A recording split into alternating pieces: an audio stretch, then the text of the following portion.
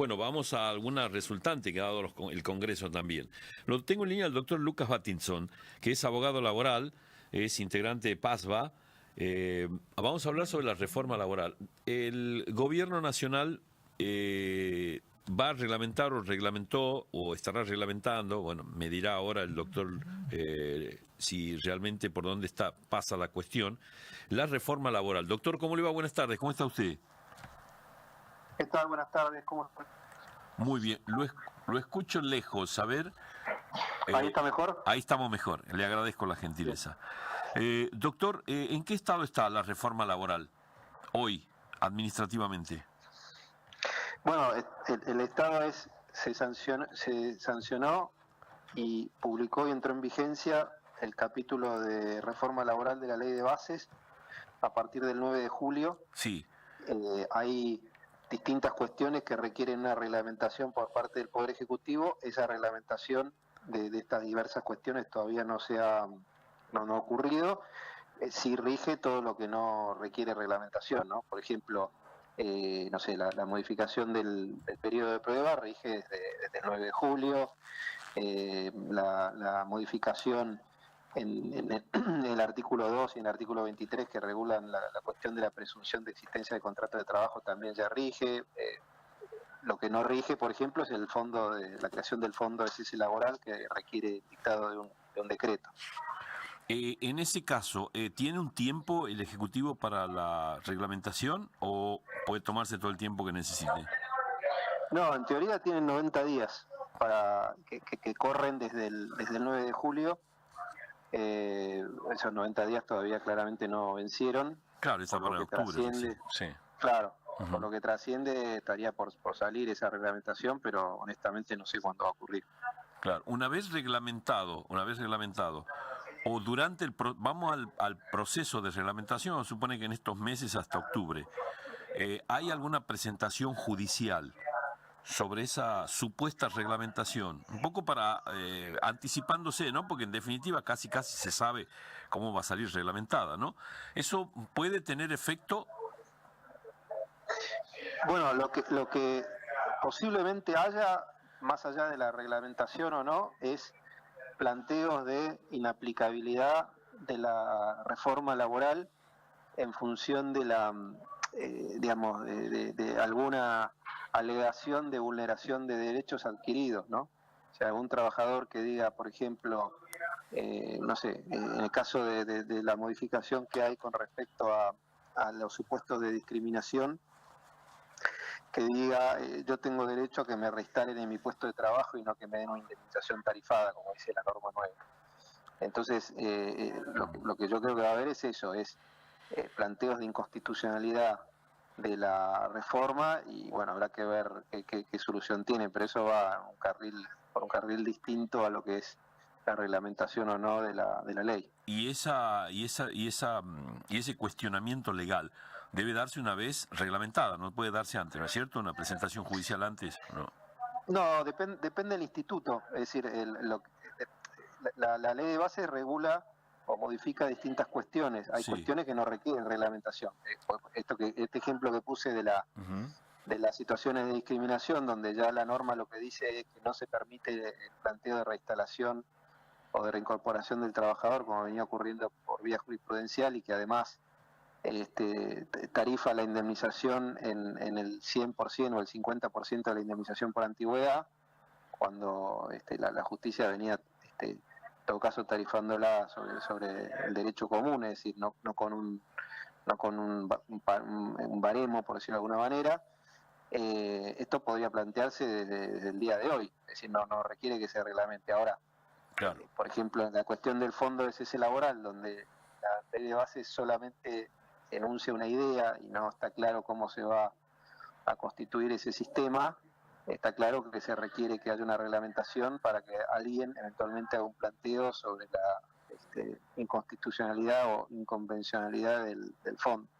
Y una vez los alcances precisamente de esta reforma laboral, ¿tiene retroactividad en algún rubro, en algún aspecto, en algún punto, o es a partir del momento que se reglamenta o se pone en vigencia?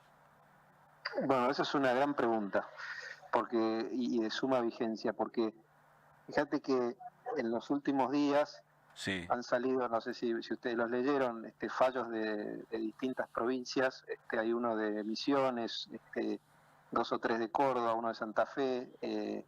Ayer creo que salió otro de Jujuy, donde lo que han dispuesto esas sentencias es la aplicación retroactiva de la ley de bases en el caso de las indemnizaciones o multas laborales. Entonces estas sentencias por distintos fundamentos han considerado que al haber sido derogadas las llamadas multas laborales, entonces ahora cuando tienen que dictar sentencia no pueden condenar en función de una norma que está derogada, ¿no? Claro. Desde mi punto de vista eso es incorrecto porque es la aplicación retroactiva de una ley. Pero bueno, eso es lo que han dicho estas sentencias de algunos tribunales y juzgados. Hay una sentencia ya que salió en la Justicia Nacional del Trabajo, acá en el ámbito de la capital federal, donde ha tomado la postura contraria, donde dice que las sentencias tienen carácter declarativo del derecho y que por ende juzgan la situación en concreto, por ejemplo el despido, en base a la norma que estaba vigente en el momento que se produjo el despido, y no a la norma que esté vigente en el momento que se dicta la sentencia. Claro, sin la reforma, digamos.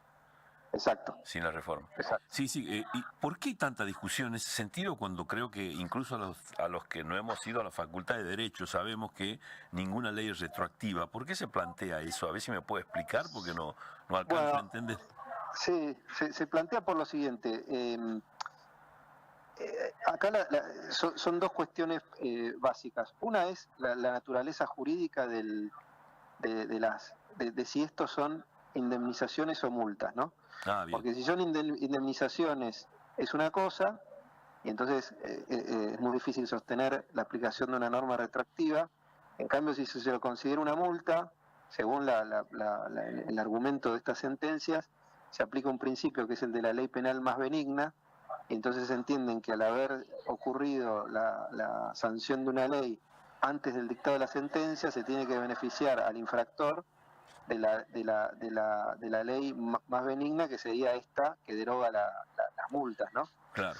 Me entiendo. Y después el otro punto importante es si la sentencia declara la existencia de un derecho que ya existía o si la sentencia constituye un derecho. Es decir, quizás es un término muy técnico y difícil de bajar a tierra, al llano, pero para bajarlo al llano sería si alguien tiene un derecho porque un juez dice que lo tiene, y entonces en ese caso necesariamente se tiene que aplicar la norma que esté vigente en el momento que se dicta la sentencia, o si alguien tiene un derecho porque había una ley que justamente lo amparaba, contemplaba la situación jurídica que esa persona está invocando, que a mí para mí es la opinión correcta. Claro, a mí me da la sensación que esto lo que estamos hablando ahora, doctor, o también esta reforma laboral, que en su momento tuvo un respaldo, un justificativo de que se quería evitar el juicio, la industria del juicio en la Argentina, me parece que se lo está potenciando, porque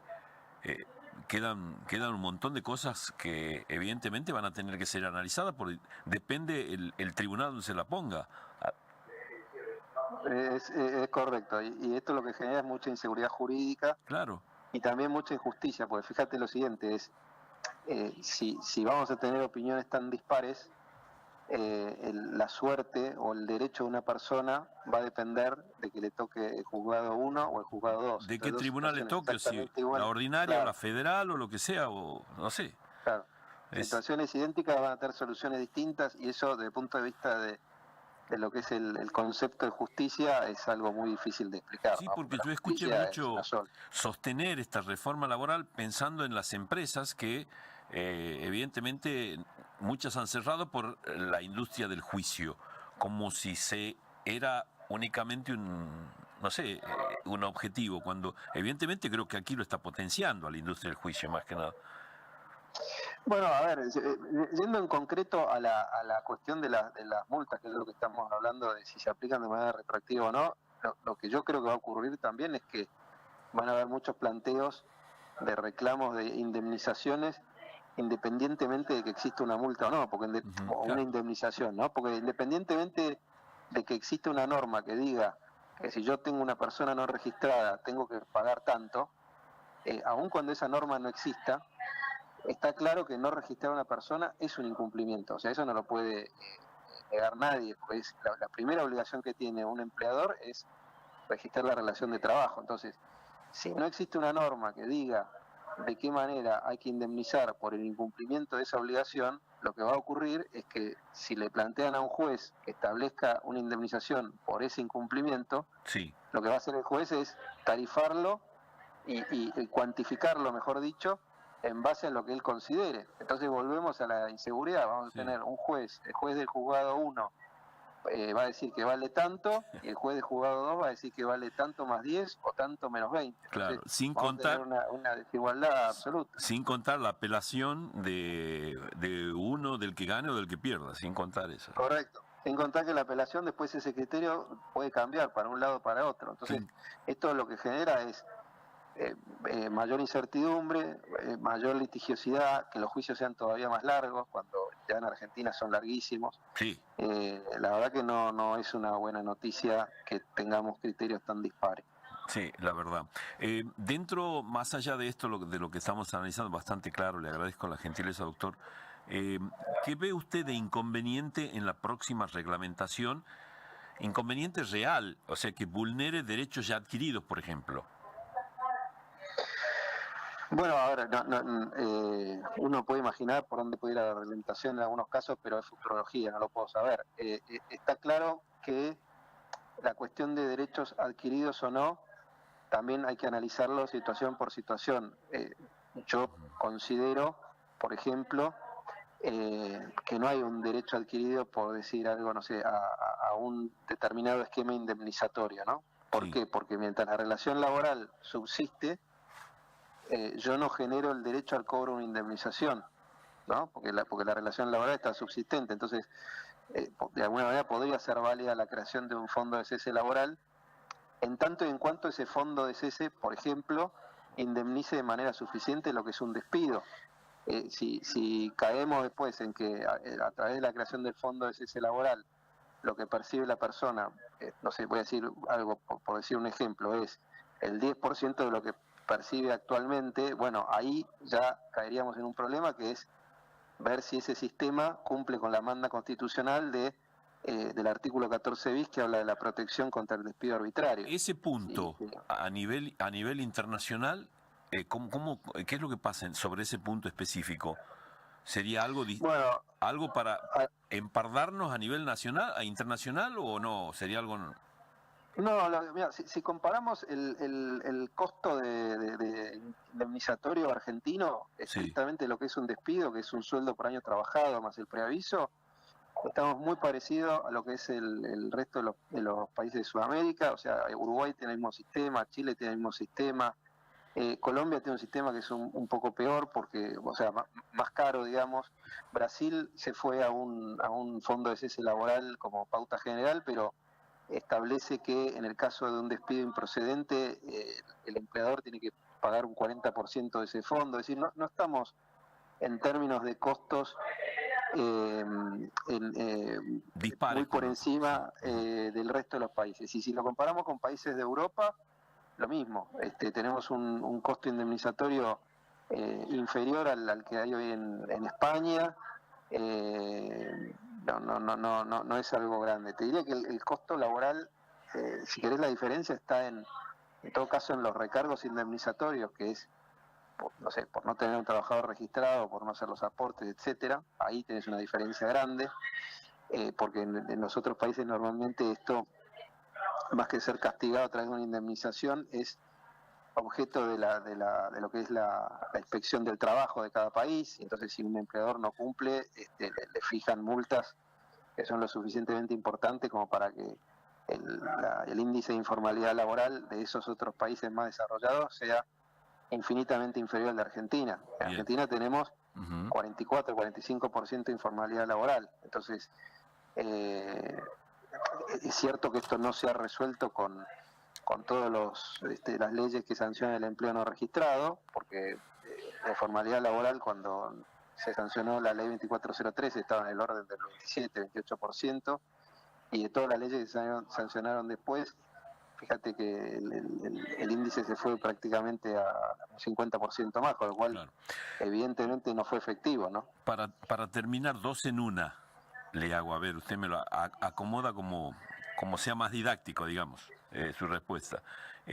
Primero, ¿ese fondo lo paga el empleador o el empleado? ¿Y qué pasa si es que ese fondo, lo vamos a suponer que lo paga el empleado, no llega a ejecutarse porque a lo mejor puede que no sea despedido y termine siendo un jubilado de esa empresa? Bueno, también muy buena pregunta.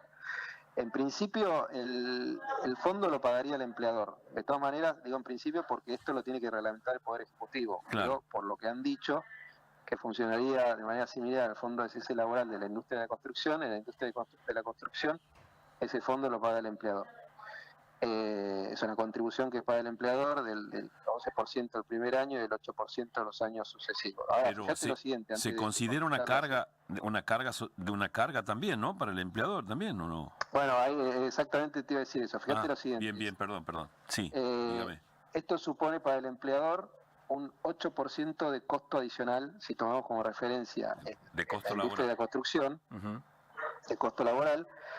Ahora, si se trata de una empresa que despide poco, o que no despide, o que tiene baja rotación, siendo que ese 8% lo paga sobre el total de los empleados, independientemente de que lo despida o no, es un sistema que es mucho más caro que el actual. Claro. Porque el empleador que no despide, a fin de año pagó el equivalente a una indemnización por cada uno de los trabajadores que tiene y no los está despidiendo, ¿no? Entonces, en principio, este sistema yo no lo veo muy beneficioso ni razonable para el que tiene un bajo índice de rotación.